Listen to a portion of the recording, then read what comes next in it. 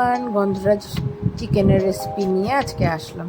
চিকেনটাকে ভালো করে ধুয়ে টক দই, হলুদ, লবণ, গন্ধরাজ লেবুর রস আর লেবুটার যে খোসাটা, সেই খোসাটা একটু ঘষে দিয়ে দেবো জেসটা। তবে সাদা অংশটা দেবো না, কিন্তু তাতে কিন্তু তিতা হয়ে যাবে চিকেনটা। কাশ্মীরি লঙ্কার গুঁড়ো, আদা রসুন আর কাঁচা লঙ্কার পেস্ট আর কাঁচা তেল, এটা দিয়ে ভালো করে ম্যারিনেট করে 2 ঘন্টা রেখে দেবো।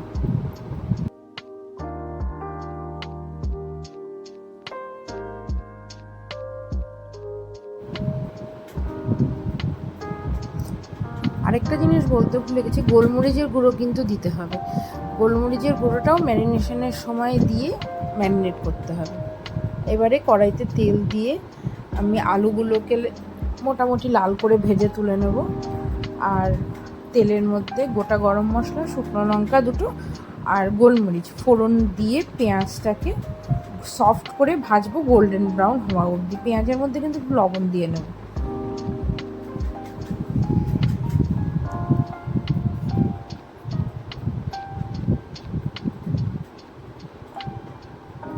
এবারে আদা রসুন কাঁচা লঙ্কার পেস্টটা দেব, দিয়ে সুন্দর করে মিডিয়াম টু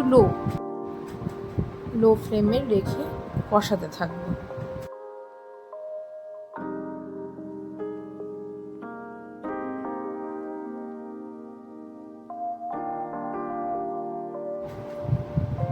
সুন্দর কিন্তু তেল বেরিয়ে এসছে।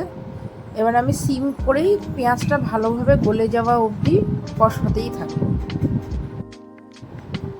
ভালো করে কষানো হয়ে গেলে পুরোপুরি তেলটা যখন বেরিয়ে আসবে, এবারে ম্যারিনেট করে যে চিকেনটা রাখা ছিল সেই চিকেনটাকে দিয়ে দেবো। ভালো করে নাড়বো, খুব বেশি জল কিন্তু এটাতে দেবো না।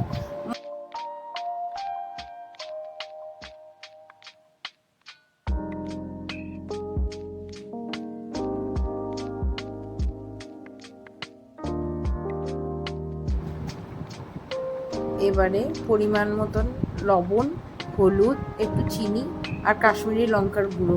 কাশ্মীরি লঙ্কার গুঁড়োটা কিন্তু অপশনাল, হ্যাঁ, কেউ গন্ধরাজ চিকেনটা সাদা সাদাও করতে পারে, সেই ক্ষেত্রে হলুদটা না ইউজ করলেও হবে, তবে আমি করেছি।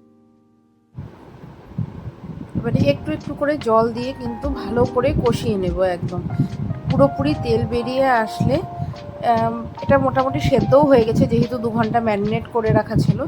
এবারে একটু ক্রিম দেবো, এটাতে স্মুথ টেক্সচার পাওয়ার জন্য ক্রিম দেবো। আর পরিমাণ মতন যতটা আমি গ্রেভি রাখতে চাই সেই পরিমাণে জল দিয়ে নামাবার আগে একটু গন্ধরাজ লেবুর রস আবার আর একটু লেমন জেস্ট আবার পুড়ে একটু দিয়ে দিলে পরেই কিন্তু গন্ধরাজ চিকেন রেডি।